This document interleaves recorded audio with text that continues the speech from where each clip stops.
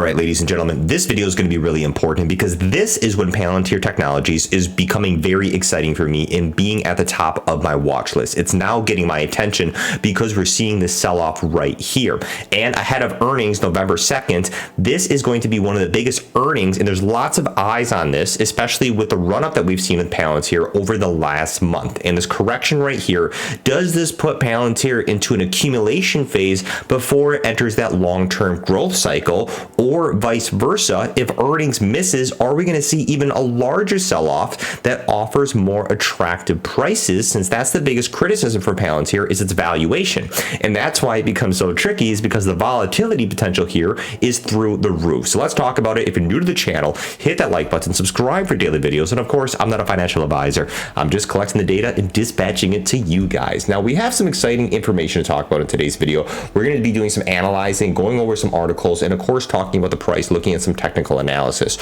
What we have with Palantir here, we talked about this cup and this handle that was being formed here at this 1844 buyback price. This was overtaken, and we see a large sell-off correction right here, down into the 16s, down about 6% on the day. Now, looking at the general markets, you're down about S&P and NASDAQ, down about 1 to 1.5%. So we see it underperforming the market, trading volumes at about 63 million. In addition, quickly looking at options, lots of implied volatility around that $16 strike price for October 27th. That's next Friday.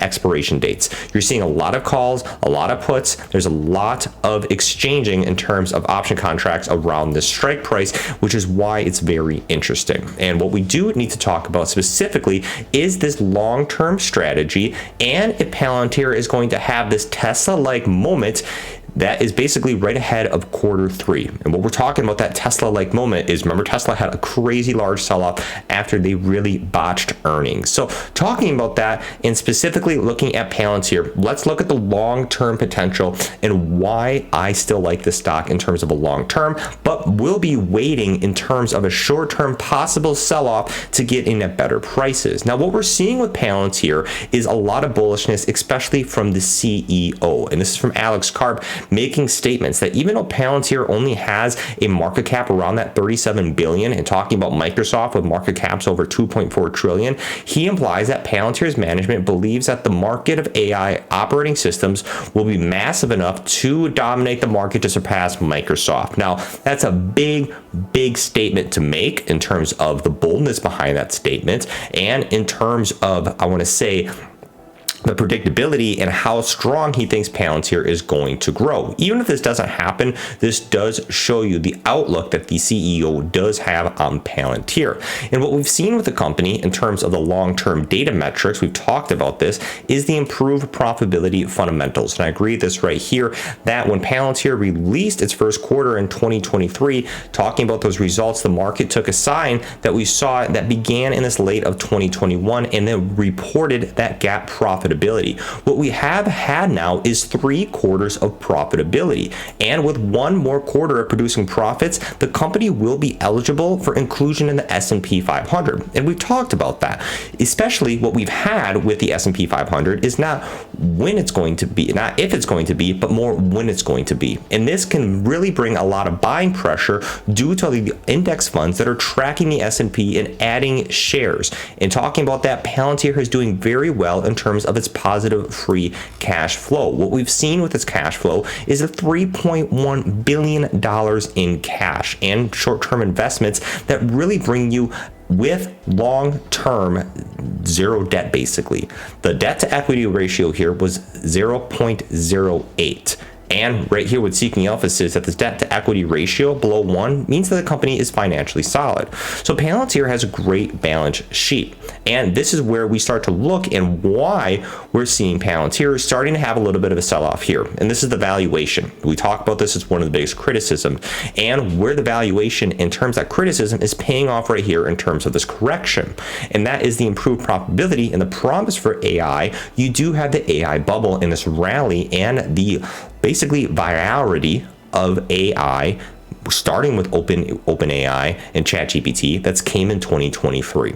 And what we've seen is the actual percent of the float short has increased to 8.91%, and the shares outstanding, just basically more shares that are available to trade, that has also increased. So what you're seeing is the bears do have a big issue with the price to sales ratio of 18.38 compared to the median of software and programming industry price to sales ratios of about 4.8. This is nearly 5 times the median industry. Now, with that, you have the S&P's price to sales ratio of about 2.4. So what we're seeing here is a large valuation, and basically how much investors are really willing to pay for Palantir right now for the actual amount of sales that the stock is actually producing. And right now it has been a little high for me, talking about what we have seen. And that's where I think a lot of investors are also sitting at right now, sitting on the sidelines. And is that why we're seeing the percent of the float that is being shorted and the shares outstanding that is increasing? Is that why we're seeing this continuing to increase? Now, with that being said, and what we've seen is 2024 is going to be a very interesting year for Palantir. And that is because some analysts have talked about it as the king of AI. Of course, you have top companies like Microsoft, you got Google, that have been both AI leaders, and they're some of the biggest blue chip stocks that are out there in the market. But you even have some analysts like Dan Ives here of Webush basically saying that Palantir is the best pure play AI name. And what this is basically saying that they've really established themselves as a leader in the AI industry with their recent AIP products that they have been selling. And with that, if you are looking in long term, price targets right now are between $25 and $5 looking at this low end.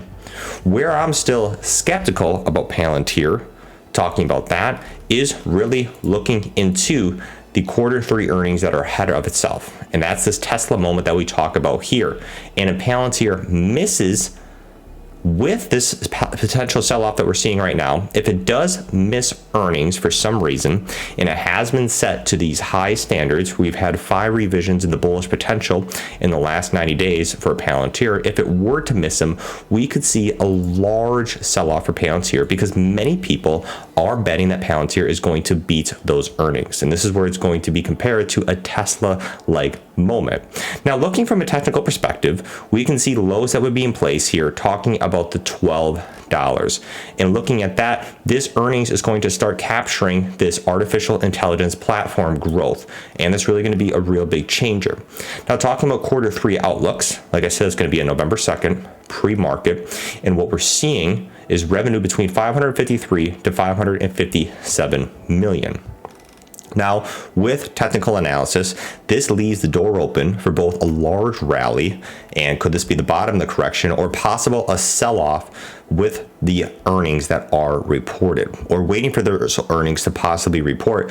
Could the valuation that we've seen in Palantir really grow that we've seen in the previous few weeks? Remember, Palantir back here just about a month ago was down here in the 14s, and it popped up here to the 18s. Could we see possible support being tested at those 14s, and possibly what we've seen is technical perspectives down at the 12s? Now, like I said with Palantir, it has been an impulse, and it really struck a low at the start of the year. We've seen Palantir is already up over 100%. So that's also where the valuation does come to a big play. Now, I don't know if we're going to get back into the single digits for Palantir. Possible, depending on how this earning is going to go. But in my opinion, I think we could possibly see more of a decent sell-off before you enter that long-term growth, especially with so many eyes looking at earnings right here. This could be a path, even this Seeking Alpha article talks about it, to at least $60. So in conclusion, I'm keeping bullish on Palantir. And like I said, with options volatility, we're seeing a lot of people that are looking at Palantir right now. And this is why right now at the current price targets, it might be a little risky to really throw all your eggs in one basket. And that's where a lot of analysts are rating Palantir right now as a hold, by basically saying, hey, if you hold the stock, maybe dollar cost average at these lower lows, but if you're looking to get in, possibly wait for a bigger sell-off, because getting in here could be really risky, especially right before earnings. If they don't miss it, then you could see valuations that tremendously decrease quickly. However, you could see rallies, but looking at the long term, getting in on those rallies in the 3 to 5 year prospect, we could see Palantir looking well, where it might be a little little more safer in terms of a risk analysis to look into there. Remember, of course, do your own research, and I'm just a guy talking on the internet, so don't take anything I say completely serious. But other than that, Palantir, I like it today. But that's all that I have, you guys. Take care. Peace out. Have a great weekend. We'll see what happens.